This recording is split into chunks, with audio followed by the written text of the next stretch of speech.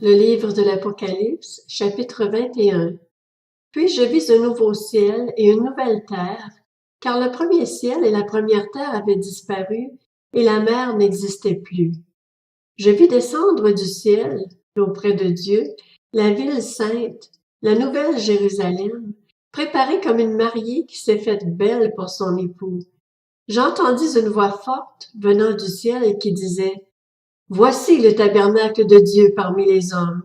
Il habitera avec eux, ils seront son peuple, et Dieu lui-même sera avec eux, et sera leur Dieu.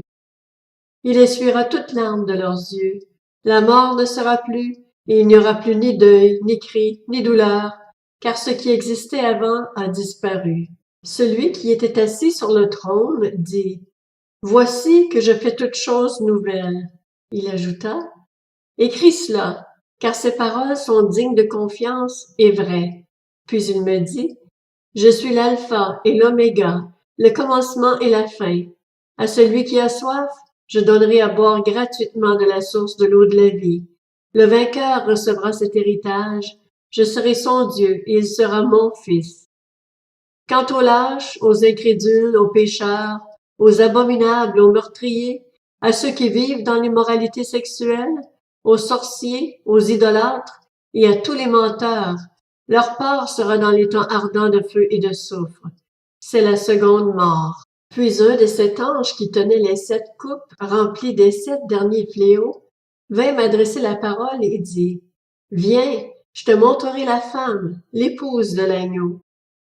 Il me transporta en esprit sur une grande et haute montagne et me montra la ville sainte, Jérusalem, qui descendait du ciel d'auprès de Dieu.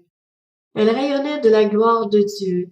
Son éclat ressemblait à celui d'une pierre très précieuse, d'une pierre de jaspe transparente comme du cristal. Elle était entourée d'une grande et haute muraille avec 12 portes, et à ces portes 12 anges.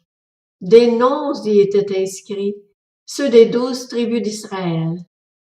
Il y avait à l'est 3 portes, au nord 3 portes, au sud 3 portes, et à l'ouest 3 portes. La muraille de la ville avait 12 fondations qui portaient les noms des 12 apôtres de l'agneau. Celui qui me parlait avait pour mesure un roseau d'or, afin de mesurer la ville, ses portes et sa muraille. La ville avait la forme d'un carré, et sa longueur était égale à sa largeur. L'ange mesura la ville avec le roseau et trouva 2200 kilomètres. Sa longueur, sa largeur et sa hauteur étaient égales. Il mesura aussi la muraille et trouva 72 mètres selon la mesure humaine qu'employait l'ange.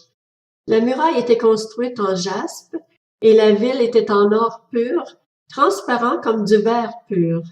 Les fondations de la muraille de la ville étaient ornées de pierres précieuses de toutes sortes.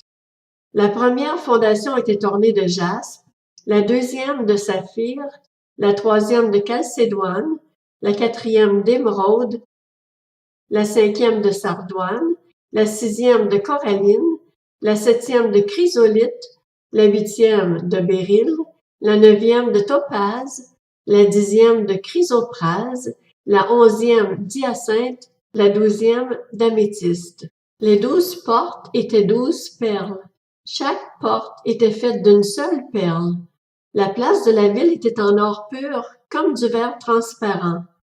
Je ne vis pas de temple dans la ville, car le Seigneur, le Dieu Tout-Puissant, est son temple, ainsi que l'agneau.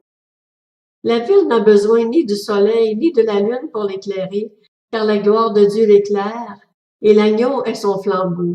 Les nations marcheront à sa lumière, et les rois de la terre y apporteront leur gloire. Ces portes ne seront pas fermées de toute la journée, car il n'y aura plus de nuit.